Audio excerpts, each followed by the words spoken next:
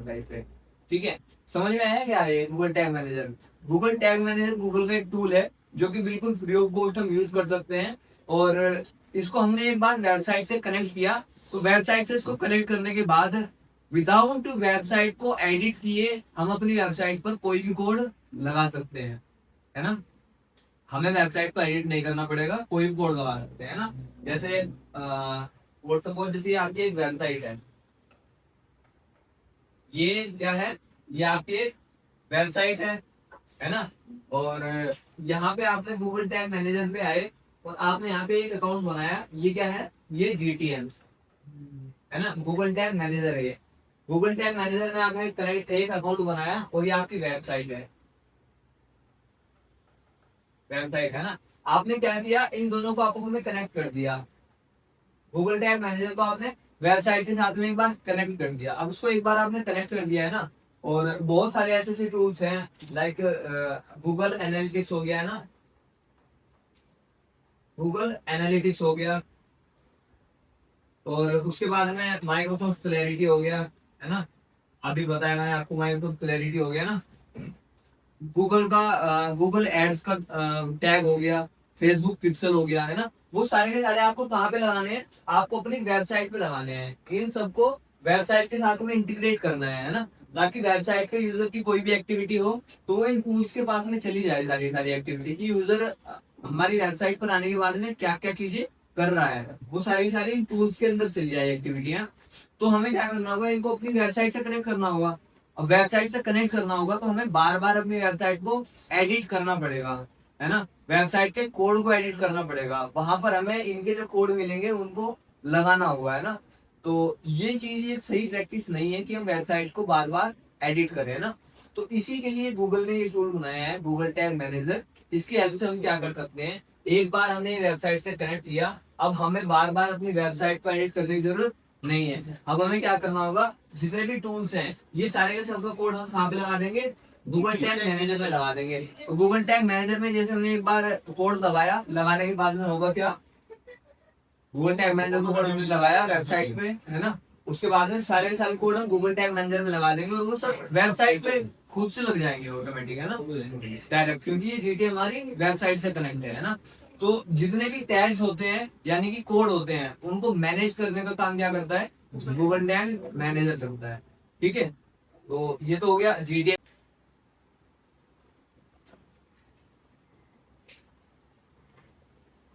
यहाँ तक क्लियर है ना सभी को? ठीक है, तो ये हमारी वेबसाइट है tmlearner.com, है ना। अब इस वेबसाइट में हमें कनेक्ट करना है GTM को। ठीक है, तो इस वेबसाइट से हमें GTM कनेक्ट करना है। अब इसका प्रोसेस क्या है, पहले हमें GTM पे अकाउंट बनाना होगा, है ना। गूगल टैग मैनेजर पे हमें अकाउंट बनाना होगा। तो और आप लोगों को कोशिश एक चीज करनी है कि जो भी आपकी वेबसाइट है ना, और जितने भी सारे के सारे टूल्स हैं ये सब आप इन सब के लिए आप एक ही मेल आईडी यूज करो, सिंगल मेल आईडी, है ना, ताकि सब चीजों का इंटीग्रेशन आसान हो जाए, है ना। अगर आप एक सिंगल मेल आईडी पे सारे के सारे टूल्स बनाते हो तो वो एक काफी अच्छी प्रैक्टिस है, ऐसे ही हमें करना चाहिए, है ना। और जितने भी टूल्स हैं इन सब का आप एक्सेस भी दे सकते हो दूसरी मेल आईडी पर। आपके अगर टीम को एक्सेस देना है आपको, तो इनका आप एक्सेस दूसरे को दे सकते हो उनकी मेल आईडी पर, है ना। जैसे हम वेबसाइट एक्सेस देते हैं ना, यूजर ऐड करते हैं, इसी तरह से इन टूल्स का भी एक्सेस दे सकते हो आप, है ना। तो अभी हम बात कर रहे हैं GTM की। GTM पे हमें पहले अकाउंट बनाना होगा। तो हमने एक न्यू टैब ओपन की और यहाँ से हम सर्च करते हैं गूगल टैग मैनेजर। तो यहाँ पे हमने सर्च किया गूगल टैग मैनेजर। ठीक है, और यहाँ पर सबसे पहले वेबसाइट आ गई हमारे पास में, tagmanager.google.com, है ना। तो इस पे हमने क्लिक किया और क्लिक करने के बाद में यहाँ पे आपको एक अकाउंट बनाना है ना। अब यहाँ पे खाली आ रहा है बिल्कुल, यहाँ पे हमें एक अकाउंट बनाना है और अकाउंट बनाने के बाद में उसको कनेक्ट करना है वेबसाइट, है ना। तो यहाँ पे क्रिएट अकाउंट का ऑप्शन आ रहा है, यहाँ पे मैं क्रिएट अकाउंट करता हूँ और यहाँ पे आ रहा है अकाउंट का नाम। आपके अकाउंट का नाम क्या है ना, मतलब आपका कंपनी का क्या नाम है वो डाल सकते हो आप यहाँ पे। तो यहाँ पे हम डालते हैं DM लर्नर्स, डीएम लर्नर्स यहाँ पे हमने डाला। इसके बाद में यहाँ पे ये पूछ रहे हैं कंट्री, कि आप किस कंट्री से बिलोंग करते हो, है ना, क्योंकि ये तो सभी कंट्रीज के लिए अवेलेबल है। तो यहाँ पे हम चूज करेंगे इंडिया, इंडिया से हैं हम। तो उसके बाद में अब ये तो हो गया हमारा अकाउंट, है ना। अगर हम जीटीएम की हेल्प करें तो इसका स्ट्रक्चर कुछ इस तरीके से होता है।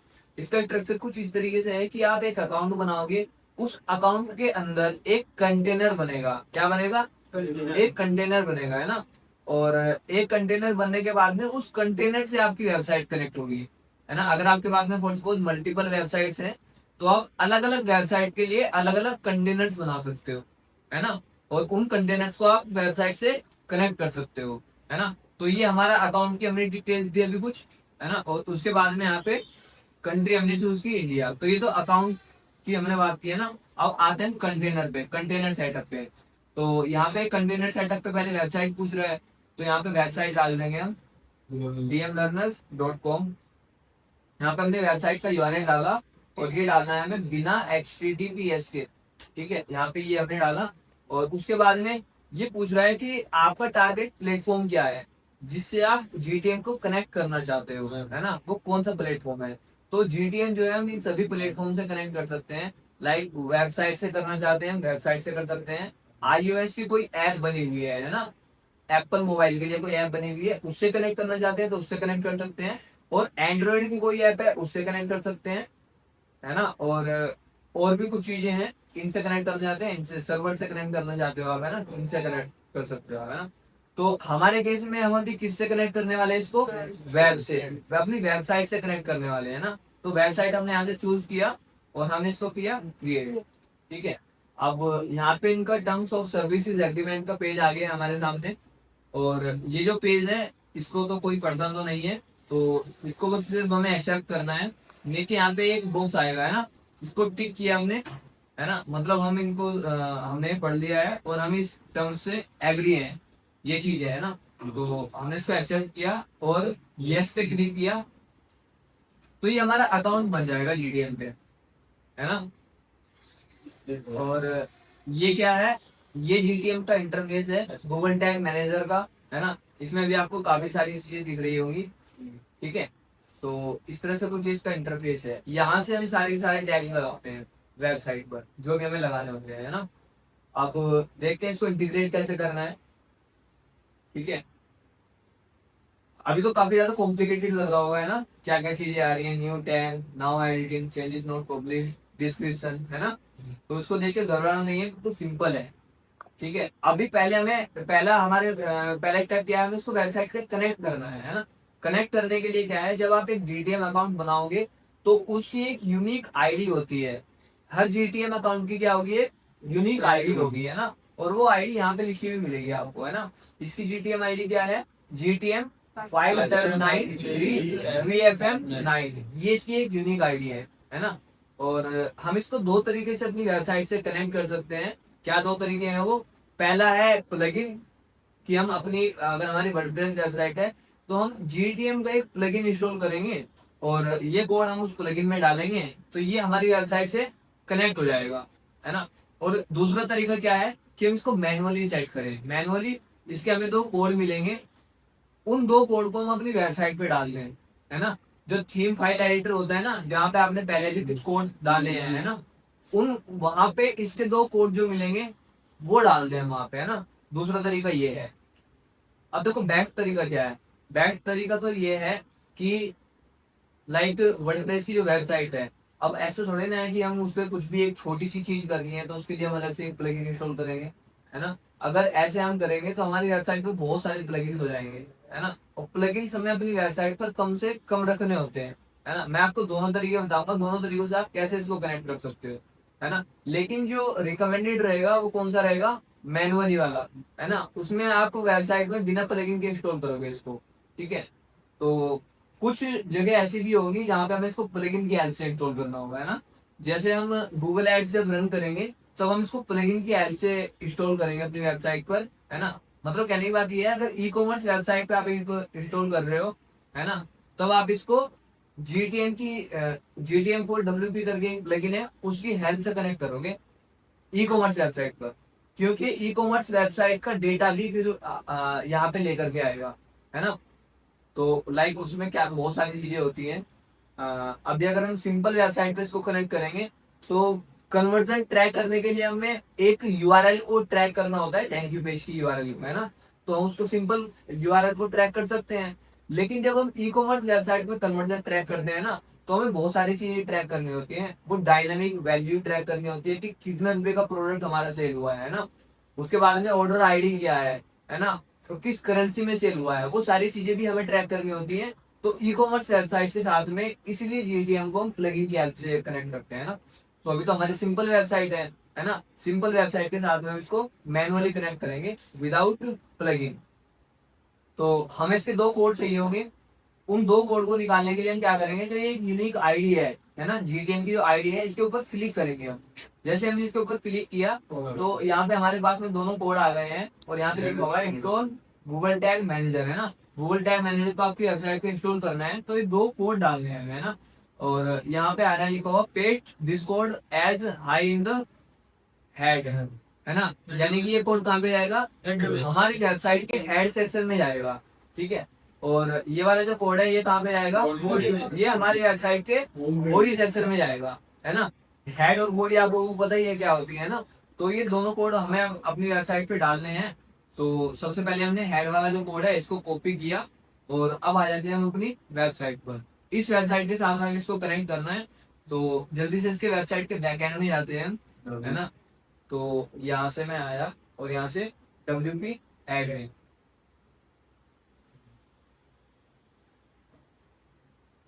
तो एक बार हम वेबसाइट के बैकएंड में आए, इसके बाद में हमें क्या करना है, इसके बाद में हमें अपीयरेंस में आना है। और अपीयरेंस में आने के बाद में थीम फाइल एडिटर, है ना। थीम फाइल एडिटर में हमें आना है यहाँ पे, ठीक है। थीम फाइल एडिटर में जैसे ही हम आए, आने के बाद में यहाँ पे आपको सारी की सारी फाइल्स मिल जाती हैं, है ना, आपकी वेबसाइट की।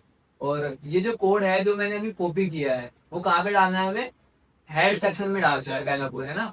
तो यहाँ पे हम ढूंढेंगे हेडर डॉट पीएचपी। क्या ढूंढना है यहाँ पे, हेडर डॉट पीएचपी, है ना। हमारी वेबसाइट के हेड सेक्शन में जाएगा। तो यहाँ पे देखो, यहाँ पे ये क्या है, theme footer, footer dot PHP. और उसी के जस्ट नीचे क्या है, ये theme header, header dot PHP, है ना। तो ये हमें मिल गया हेडर डॉट पीएचपी। इस पे हमने क्लिक किया यहाँ पर। और क्लिक करने के बाद में लेफ्ट साइड में ये जो सारा का सारा जो कोड आ रहा है ये किसका है, ये हमारी वेबसाइट के हेडर डॉट पीएचपी का आ रहा है यहाँ पे, है ना। यहाँ से देखो हेड का कोड यहाँ से स्टार्ट हो रहा है और यहाँ पे आने के बाद में क्लोज हो रहा है ना। यहाँ से स्टार्ट हो रहा है और यहाँ पे ये क्लोज हो रहा है, हेड का कोड, है ना। तो इसके बीच में हमें डालना है वो कोड जो हमने कॉपी किया है ना। तो यहाँ पे जो ये पहली जो लाइन है जहाँ पे ये खत्म हो रही है, यहाँ पे मैं लास्ट में आया और लास्ट में आने के बाद में मैंने इसको एक बार एंटर किया और जो कोड वहां से कॉपी किया था उसको यहाँ पे पेस्ट कर दिया, ठीक है। ये एक कोड डल गया हमारा हेड वाला, है ना। डलने के बाद में इसको हमने नीचे से अपडेट फाइल कर लिया, ठीक है। तो ये फाइल एडिटेड सक्सेसफुली लिखा हुआ आ गया, यानी कि हमारा हेड वाला कोड डल चुका है।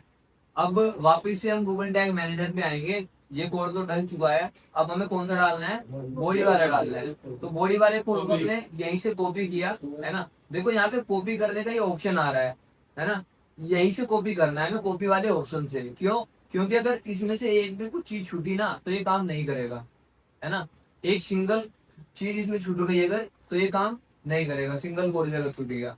तो हमें इसको यहीं पे कॉपी का ऑप्शन आ रहा है, इस पे क्लिक करेंगे तो ये पूरा कॉपी हो जाएगा। कॉपी होने के बाद में हम वापस से अपनी थीम फाइल एडिटर में आएंगे वेबसाइट के। और आने के बाद में अब आपको यहाँ पे क्या ढूंढना है, बॉडी नहीं, बॉडी जो है वो आपके हेडर डॉट पीएचपी में ही आएगी, है ना। देखो यहाँ पे देखो जो ये हेड का कोड जो स्टार्ट हो रहा है ना यहाँ पे, है ना, यहाँ से स्टार्ट होके यहाँ पे बंद हो रहा है। और हेड के जस्ट नीचे यहाँ पे बॉडी बॉडी का कोड आ रहा है ना। जो ये बॉडी का कोड है ये है इसके जस्ट नीचे ही, है ना। तो यहाँ पे हम आए, आने के बाद में यहाँ पे लिखा हुआ है WP बॉडी ओपन, है ना। तो यहाँ पे इस लाइन के हम लास्ट में आए। लास्ट में आने के बाद में यहाँ पे हमने एंटर किया और एंटर करने के बाद में इसको हमने किया पेज, है ना। जो बॉडी वाला जो कोड था उसको यहाँ पे हमने पेस्ट किया।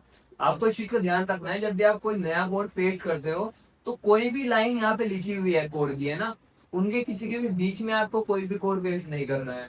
जहाँ पे लाइन खत्म हो रही है उसके लास्ट में आकर के एंटर करना है, तब कोड को पेस्ट करना है आपको।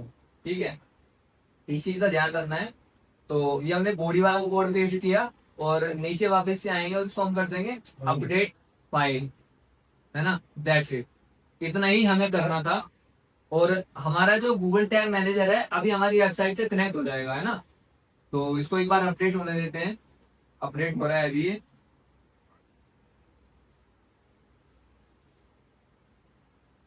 अभी ये अपडेट नहीं हुआ है।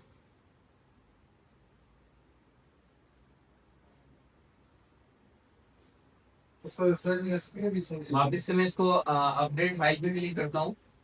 ठीक है, यूजुअली इतना टाइम नहीं लेता है, हो गया नहीं हुआ है ना। File edited successfully. तो हमने हेड में भी कोड डाल दिया है और बॉडी सेक्शन में भी कोड डाल दिया है ना। और अब वापस से हम आएंगे गूगल टैग मैनेजर पे, है ना। और इसको यहाँ से हम करेंगे क्लोज, जो एक पॉपअप आ रहा था, है ना। और इसके बाद में हम इसको करेंगे यहाँ पे सबमिट, और यहाँ पे पब्लिश, और यहाँ पे कंटिन्यू। ठीक है, इस चीज का ध्यान रखना है। आप जब भी गूगल टैग मैनेजर के अंदर कुछ भी चीज एडिट करोगे तो उसको हमें पब्लिश करना होता है ना। और एक बार जब हम इसको कनेक्ट करते हैं, कनेक्ट करने के बाद में भी इसको पब्लिश करना होता है। ठीक है, तो अब जो कनेक्ट करने की जो प्रोसेस थी वो कंप्लीट हो चुकी है। हमारा गूगल टैग मैनेजर हमारी वेबसाइट से कनेक्ट हो चुका है ना। लेकिन एक क्वेश्चन आता है, वो ये कि हमें पता कैसे चलेगा कि ये कनेक्ट हुआ है या नहीं हुआ है ना। कैसे पता चलेगा? कुछ यहाँ पे आ तो नहीं ना रहा है, जैसा इंटरफेस पहले था ऐसे ही अभी भी है ना। कहीं पे कनेक्टेड लिखा हुआ आ रहा है? नहीं आ रहा है, तो मतलब पता कैसे चलेगा इस चीज का कि ये कनेक्ट हुआ है नहीं हुआ है ना। तो इसका पता करने के लिए हम क्या करेंगे, यहीं पर एक प्रीव्यू का ऑप्शन है हमारे पास में, है ना। प्रीव्यू, तो यहाँ पे हम प्रीव्यू पे क्लिक करेंगे। और प्रीव्यू पे क्लिक करने के बाद में इसने एक न्यू टैब हमारे ब्राउजर में ओपन की, है ना। और इस न्यू टैब में देखो ये आ गया है टैग असिस्टेंट। क्या आ गया ये? टैग असिस्टेंट आ गया जीटीएम का, है ना। तो इस टैग असिस्टेंट में हमें क्या करना है, हमें यहाँ पे वेबसाइट डालनी है अपनी। ठीक है, तो यहाँ पे जो है अपनी वेबसाइट हमने कॉपी की। सर इसमें यहाँ पे हमने वेबसाइट जो है वेबसाइट का यूआरएल कॉपी किया, और यहाँ पर आने के बाद में इसको हमने पेस्ट किया, और उस पर क्लिक करते हैं कनेक्ट पे। ठीक है, तो यहाँ पे देखो एक नई विंडो में हमारी वेबसाइट ओपन हो गई है ना। और यहाँ पे होने के बाद में नीचे यहाँ पे क्या लिखा हुआ आ गया है, कनेक्टेड आ गया है, कनेक्टेड लिखा हुआ है ना। तो यानी कि ये हमारी वेबसाइट से अब कनेक्ट हो चुका है। ठीक है, आगे लिखा यहाँ पे भी देखो कनेक्टेड लिखा हुआ आ गया है, और ऊपर भी लिखा हुआ आ रहा है कनेक्टेड। ठीक है, तो हम इसको कर देंगे कंटिन्यू, और ये अब हमारी वेबसाइट से कनेक्ट हो चुका है, देखिए। ठीक है, जो ये एक नई विंडो में जो हमारी वेबसाइट खुली है ना, ये जो है, अभी हम जो भी एक्टिविटी यहाँ पे करेंगे ना, कुछ भी हम यहाँ पे करेंगे तो उसका डेटा ये जीटीएम में यहाँ पे आ जाएगा, है ना। जैसे मैं कोई एक नया पेज खोलता हूँ, तो नया पेज इसमें नहीं है, वेबसाइट सिंगल सिंगल पेज की है वो, है ना। तो देख लीजिए, तो अभी सारे का सारे डेटा ये जीटीएम में भेजने लग जाएगा, है ना। जीटीएम कनेक्ट हो चुका है, और यही प्रोसेस थी। अभी हमने चेक कर लिया है कि कनेक्ट हुआ है या नहीं हुआ है। ठीक है, तो अभी मैंने जैसे देखो विंडो काटी हुआ है ना, विंडो क्लोज की, वेबसाइट वाली जो थी। अब ये देखो क्या लिखा हुआ है यहाँ पे, नोट कनेक्टेड, है ना। जब तक जो इसमें विंडो ओपन की थी, जब तक वो ओपन रहेगी, है ना, तब तक ये कनेक्टेड रहेगा। मतलब हमारी वेबसाइट से तो कनेक्ट हो चुका है, लेकिन तब तक हम इसको देख सकते हैं कि कनेक्ट है नहीं है, मतलब, है ना। चेक करना है तो अभी हमने विंडो क्लोज की तो देखो ये डिसकनेक्ट दिखा रहा है यहाँ पे, है ना। लेकिन ये हमारी वेबसाइट से कनेक्ट है और कनेक्ट रहेगा, है ना। जो प्रीवियस था वो डिस्कनेक्ट हुआ है इसीलिए। तो वापस से हम जीटीएम में आते हैं, और यही प्रोसेस थी जीटीएम को कनेक्ट करने की अपनी वेबसाइट के सामने मैनुअली। ठीक है, अब हम बात करते हैं दूसरे तरीके की। दूसरा तरीका क्या है, प्लगइन की हेल्प से कैसे करते हैं, है ना। तो प्लगइन की हेल्प से तो काफी सिंपल है। प्लगइन की हेल्प से अगर हमें करना है तो हम एक बार क्या करते हैं, जो हमने कोड डाला है अभी इसको हटा देते हैं वापस से। ठीक है, तो यहाँ तक है ये, एंड गूगल टैग मैनेजर लिखा हुआ है ना, यहाँ तक का ही कोड है, ये मैंने हटाया एक बार यहाँ से। ठीक है, जब भी अगर आप कोड हटाओ तो आपको बहुत ध्यान से हटाने हैं कोड भी, है ना, कोई दूसरा कोड ना हट जाए। यहाँ से ये स्टार्ट हो रहा है और यहाँ तक ये एंड हो रहा है, तो इसको मैंने हटाया यहाँ पे। ठीक है, दोनों कोड मैंने हटा लिए, उसको मैं कर देता हूँ अपडेट। हो गया है? ठीक है। अब अगर मैं जीटीएम में यहाँ पे आऊंगा, आने के बाद में वापस से मैं प्रीव्यू पे क्लिक करूंगा, और प्रीव्यू पे क्लिक करके जो ये विंडो ओपन हुई है, इसमें वेबसाइट का यूआरएल हम डालेंगे। ठीक है, अब कनेक्ट होगा ये, अब कनेक्ट हो जाएगा ये। नहीं वो बॉर्डर रिमूव कर दें इसको। अभी बस ये देखो, connecting this window to DM learners है ना, क्योंकि हमने वेबसाइट से कोड ही हटा दिया है, तो अभी कहाँ से कनेक्ट होगा? अब ये कनेक्ट नहीं होगा, है ना। यहाँ पे भी ना कनेक्टेड लिखा हुआ है और ऊपर भी कनेक्टेड लिखा हुआ नहीं आया है ना। तो अब हम देखते हैं दूसरा तरीका, है ना, प्लगइन की हेल्प से कैसे जीटीएम को कनेक्ट करना है। तो उसके लिए हमें क्या करना है, जीटीएम पे अकाउंट हमारा बन चुका है ना, इसके बाद में हम वेबसाइट में आएंगे, और अगर हमारी वर्डप्रेस की वेबसाइट है तो हम यहाँ पे प्लगइन इंस्टॉल कर सकते हैं ना। प्लगइन वाले सेक्शन में हम आ जाएंगे, और यहाँ पे हम जो है ऐड न्यू प्लगइन पे क्लिक करेंगे, ऐड प्लगइन। ठीक है, और ऐड प्लगइन पे जैसे हमने क्लिक किया तो यहाँ पे हमारी प्लगइन की लाइब्रेरी ओपन हो जाएगी, है ना, वर्डप्रेस की प्लगइन लाइब्रेरी। यहाँ पे आने के बाद में हम सर्च करेंगे, एक प्लगइन है, कौन सा प्लगइन है, GTM4WP, है ना, GTM4WP, है ना, ये प्लगइन है, सबसे ऊपर आ गए, है ना, और बाय थॉमस, ये देख लेना आप, है ना, GTM4WP Google tag manager plugin for WordPress. तो ये प्लगइन हमें मिल गया है, अब इसको हमें यहाँ से इंस्टॉल कर लेना है। तो इंस्टॉल नाउ पे क्लिक किया, और इंस्टॉल करने के बाद में हम इसको यहीं से एक्टिवेट कर लेंगे। ठीक है, तो इंस्टॉल हो गया है, अब हमने इसको किया यहाँ से एक्टिवेट, तो ये एक्टिवेट हो चुका है। ठीक है, अब यहाँ पे जैसे ये एक्टिवेट हुआ है, अब हम देखते हैं कि वर्डप्रेस में इसका कहीं पे ऑप्शन आ गया होगा, है ना। तो यहाँ पे दिख रहा है कहीं पे ऑप्शन आपको जीटीएम का, कहीं पे दिख रहा है? नहीं दिख रहा है, तो इसका ऑप्शन आपको मिलेगा यहाँ पे सेटिंग में। कहाँ पर? सेटिंग में आकर के सबसे नीचे यहाँ पे जीटीएम दिख रहा है आपको, है ना। तो यहाँ पे हम जीटीएम पे आए, आने के बाद में यहाँ पर ये मांग रहा है गूगल टैग मैनेजर आईडी। ठीक है, तो यहाँ पे हमें गूगल टैग मैनेजर की आईडी डालनी है इसमें। तो यहाँ पे वापस हम जीटीएम अकाउंट पे आए, और यहाँ से इस आईडी को कॉपी किया, यहाँ से जो ये आईडी थी यहाँ से इसको कॉपी किया, है ना, और यहाँ पे ला करके हमने इसको पेस्ट कर दिया, है ना, इसको हमने पेस्ट किया। और यहाँ से जो एक कंटेनर है, कंटेनर कोड ऑन और ऑफ, है ना, तो हमें इसको ऑन करना है यहाँ से, और इसको करना है हमें एक बार सेव चेंजेस, है ना। अभी ये ऑफ हो जाएगा, हमें इसको दोबारा से ऑन करना पड़ेगा। ठीक है, हो गया ऑफ। अब हमें यहाँ से इसको एक बार ऑन करना है, ऑन करने के बाद में इसको सेव चेंजेस करना है। ठीक है, अब ये ऑन हो चुका है ना। पहले हमने कोड डाला, कोड डालने के बाद में हमें दिख रहा था यहाँ से ये ऑन है ना, लेकिन ये उस टाइम पे ऑन नहीं था। ठीक है, इसको हमने सेव चेंजेस किया है ऐसे ही, सेव चेंज करने के बाद में हमें दिखा ये ऑफ हो गया है ना। ऑफ होने के बाद में इसको वापिस से हमने ऑन किया है, अब जाके ये जीटीएम हमारा काम करेगा, है ना। तो इसको हमने सेव कर दिया है। सेव होने के बाद में अब हमें वापिस से आना है गूगल टैग मैनेजर पर, और इसको करना है हमें एक बार सबमिट, क्योंकि अभी हमने इसको कनेक्ट किया है, तो कनेक्ट करने के बाद में एक बार सबमिट करना होता है ना।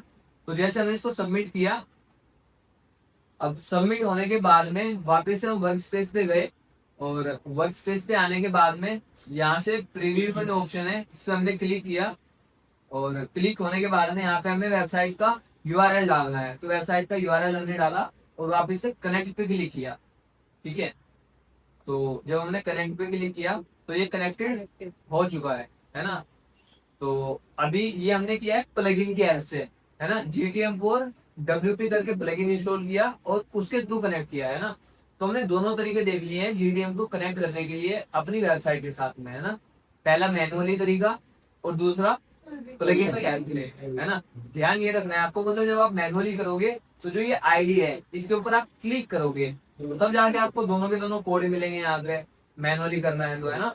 और अगर आपको इसको प्लगइन की हेल्प से करना है तो ये जीटीएम आईडी आपको चाहिए होती है। इस आईडी को यहाँ से कॉपी किया, और वहां पर प्लगइन में जाकर के इसको पेस्ट कर दिया यहाँ पे, है ना। और जो ये कंटेनर वाली सेटिंग है इसको हमने ऑन किया।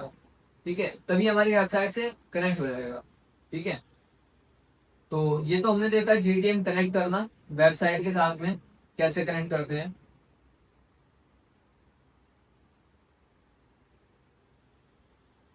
क्लियर है, समझ में आ गया ना। ठीक है, इसको बंद करने का